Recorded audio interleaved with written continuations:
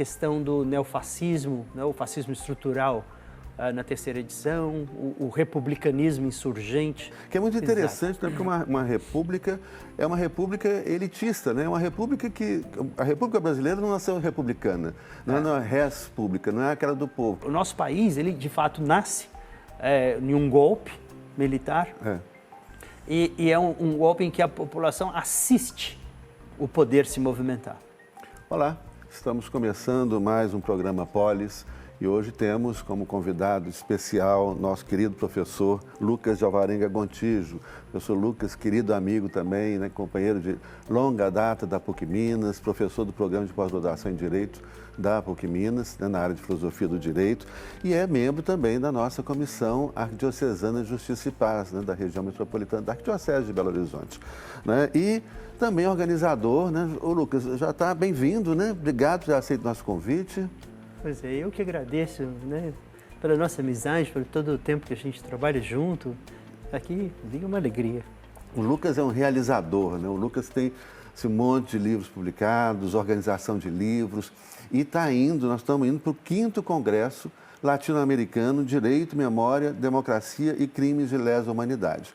Esse congresso é um sucesso, é um congresso realizado, né, anualmente, com o apoio da Arquidiocese, com o apoio da Comissão Arquidiocesana de Justiça e Paz, da Academia de Juristas Católicos, né? E esse ano, como é que é, Lucas? Conta pra gente primeiro, né, como que é esse congresso, né, a ideia do congresso, a gente recebe sempre, né, convidados estrangeiros, e o tema, qual é o tema do congresso desse ano agora? E quando vai ser, né? Fazer o convite aí para os nossos telespectadores participarem também. José Luiz, esse congresso ele é realizado desde 2019. É a 5ª edição, porque nós não realizamos um dos anos da pandemia. E é um congresso que é uma reflexão sobre a memória e os crimes de lesa humanidade. Tendo em pauta a questão da democracia e tem o direito como um pano de fundo. Mas hoje ele tem uma dimensão plural, porque ele é organizado pelo programa de pós-graduação em Direito da Ciências Sociais, o programa de pós-graduação da Letras, da PUC Minas, o programa de Educação também, né? Então, as Ciências Sociais, a Letras e a Educação junto com o Direito. A casa é o Direito ali, que foi o ponto de partida, mas hoje, então, ele tem uma dimensão que transcende o Direito. E a cada ano escolhemos sempre uma temática relevante, como foi a lei de anistia no primeiro ano, depois a questão da violência policial na 2ª edição, a questão do neofascismo, né, o fascismo estrutural na 3ª edição, o republicanismo insurgente, que foi a última dimensão, a última edição.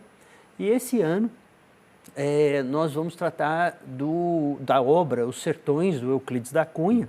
Então é Direito e Literatura, mas é uma reflexão sobre a ideia de povo, sobre a ideia de soberania e sobre um dos crimes, né, que houve, na verdade foi um genocídio que o Brasil fez dentro do seu próprio território contra o seu próprio povo.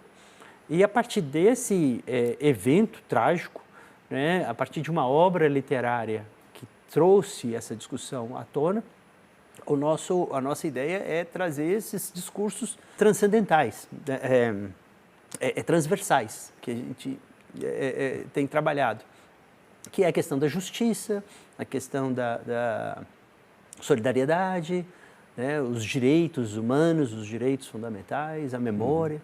E é importante lembrar também que sempre, todo ano, ao final do congresso, é lançado um livro, né? Sim. Com as mesas, né? Ou seja, as pessoas que participam do congresso, né, escrevem um livro coletivo, também tem os anais do congresso também publicado, né? Que são que os telespectadores podem encontrar. É possível encontrar na internet, né? Para compra. Eles são lançados pela editora Dialética, que patrocina o lançamento dos anais, né, das atas do congresso. Os palestrantes, a gente sempre consegue trazer vários palestrantes de fora do país, da América Latina, mas também da Europa. Ele é um congresso latino-americano, mas também é o nosso diálogo com a Europa, com a América do Norte, com todos os espaços do mundo. Mas o último dia é o dia dos grupos de trabalho. Então, todos os discentes, né, do mestrado, do doutorado, da graduação, se reúnem no último dia, num amplo debate, onde temos uma média de mais ou menos 90 participantes desses grupos de trabalho, que apresentam suas ideias, comentam o que foi discutido no Congresso, e depois apresentam os seus trabalhos. E desses trabalhos nós selecionamos praticamente a metade, ou pouco mais da metade, 45, 50 artigos, que, graças ao patrocínio da editora Dialética, são publicados. Ótimo. E que dia que vai ser o Congresso? O Congresso começa no dia 29 de outubro, na quarta-feira à tarde, na PUC Minas Lourdes, na Faculdade de Direito, no Dom Cabral, o prédio Dom Cabral. Depois a conferência do professor Rafael de Jorge. Sim, nosso querido Rafael, uma grande figura da filosofia do direito, uma referência mundial, né? Mundial, um dos grandes nomes do direito contemporâneo, né? E que dispensa apresentações. Então eu diria assim, abre com uma conferência sobre-humana. E no dia seguinte, os painéis dos humanos. Então, no dia seguinte, inclusive você... estarei lá. Cada um tem direito a 20 minutos de fala e nós teremos 18 conferencistas em 2 dias. Excelente. E Lucas, fala então do tema, né? Por que trazer, né, essa discussão, essa análise, esse diálogo, né, com a obra de Euclides da Cunha, Os Sertões? Qual que é a importância dos sertões, né, enfim, para a cultura brasileira, para a própria formação, né, eu não sei, a gente estava falando antes, talvez não da identidade brasileira, mas, enfim, do conhecimento, né, da realidade brasileira, da diversa realidade brasileira, né? Por que essa escolha?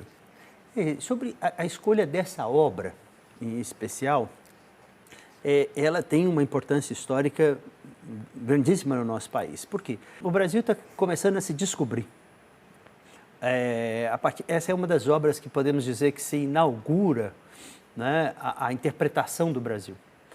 Então, a gente já está... A obra é de 1902, o Euclides foi como jornalista de guerra a Canudos, né, a Belo Monte, e ele apresenta essa obra depois de 4 anos, ou seja, ele vai ruminar essa grande tragédia brasileira, e ele apresenta uma obra ambígua, uma obra em que ele em parte, ele ainda traz as crenças que ele tinha no positivismo filosófico, o livro ainda tem uma dimensão eugenista, o livro ainda tem essa ideia de uma pátria a ser defendida e ainda trata os sertanejos como jagunços. Mas o interessante é isso, é que ele próprio está em conflito, ele deixa transparecer isso nessa obra, e ele está, então, de certa maneira, inseguro sobre essas ideias e já consciente de um grande crime que foi cometido contra o povo brasileiro. A literatura no século XX, brasileira, que ela vai, né, aflorar de maneira espetacular como uma das literaturas mais potentes do mundo todo, como nós somos reconhecidos, a literatura ela teria os Sertões do Euclides como esse ponto de partida para esse mergulho, para essa transformação. O Euclides vem com o mundo velho, o Euclides vem com um conhecimento profundo de latim, de grego, da língua portuguesa, a dimensão de Camões, assim, o conhecimento da língua francesa. Então, ele tem todo um vocabulário europeu sofisticado, ele é um erudito, mas ele vai ter que aprender o nome de todas as plantas, de todos os relevos, ele vai ter que encontrar um vocabulário novo e ele vai trazer esse vocabulário para dentro do livro.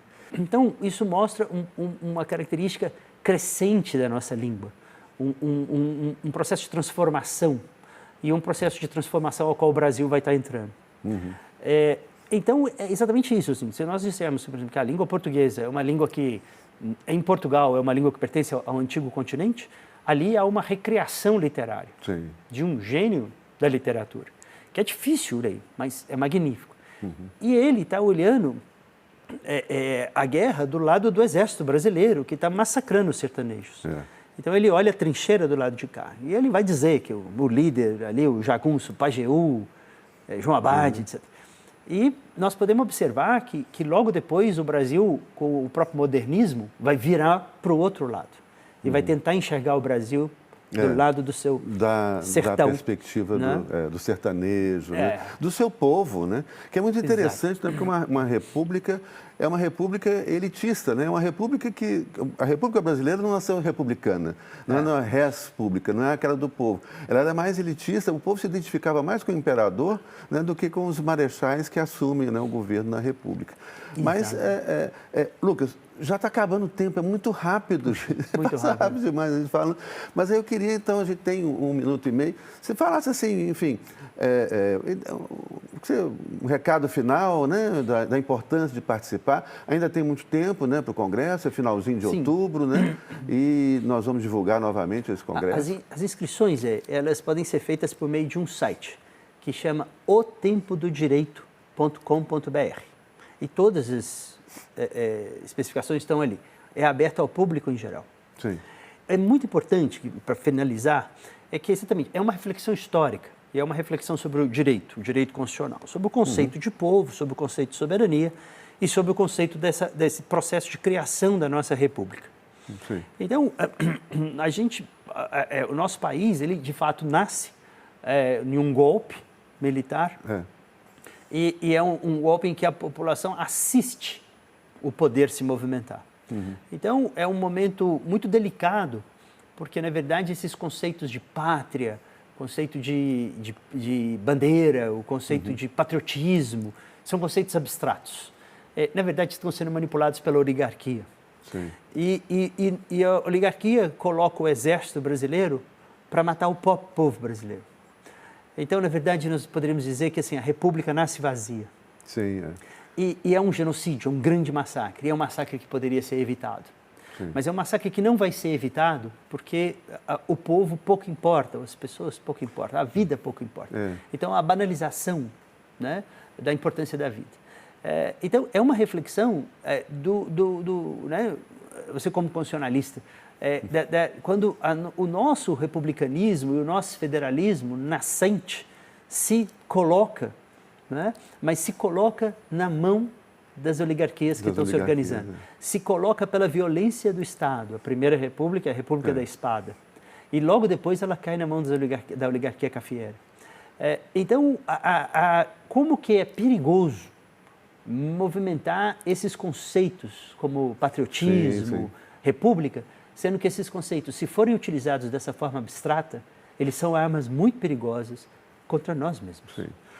Professor Lucas, muito obrigado. Eu vi assim, nós precisamos fazer mais um programa quando estiver aproximando o Congresso, assim, nas vésperas do Congresso, para a gente conversar mais sobre isso, que é um tema muito importante e muito atual, porque fala de povo, fala de democracia, fala de soberania, né, que está tudo que está aí. Né? Muito obrigado por ter aceito o nosso convite e vamos continuar essa conversa. A gente precisa Eu que agradeço, em nome da nossa equipe, em nome da PUC Minas, da Faculdade Mineira de Direito, que abriga o Congresso, do programa de pós-graduação, todos os programas. Nós é que agradecemos a oportunidade. Muito obrigado.